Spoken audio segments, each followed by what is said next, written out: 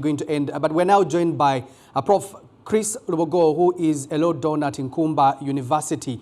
Prof, I want to put this to you. According to the Chief Magistrate, he actually said and clarified that there is no such a thing as international arrest warrant. However, courts in Uganda have been issuing it, by practice. My question is, what happens to those who have been issued international arrest warrants? Does that mean it's all in vain?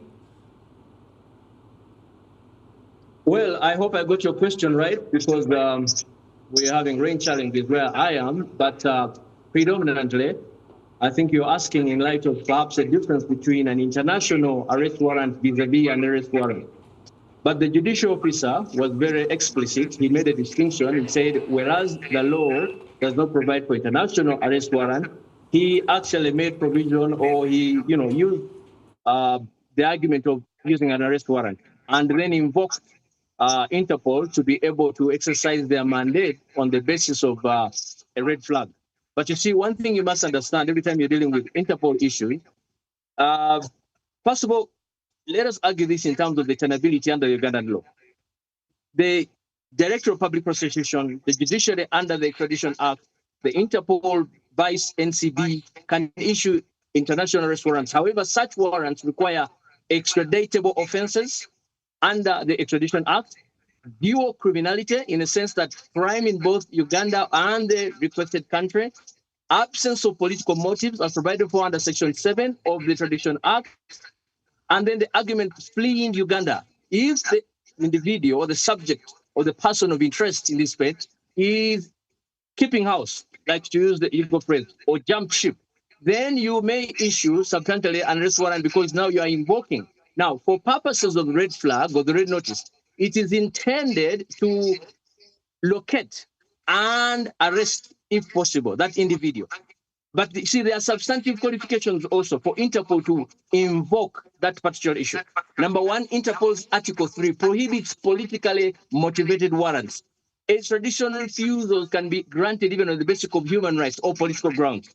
Even the International Court, the ICC and the ACHPR require grave crimes such as genocide, war crimes, crimes against humanity to justify an action. So the practical aspects here becomes that there are substantial judicial bars.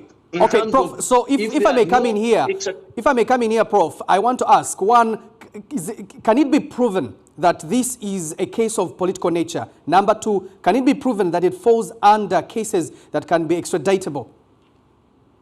Good question. And perhaps that's the question that we need to ask ourselves.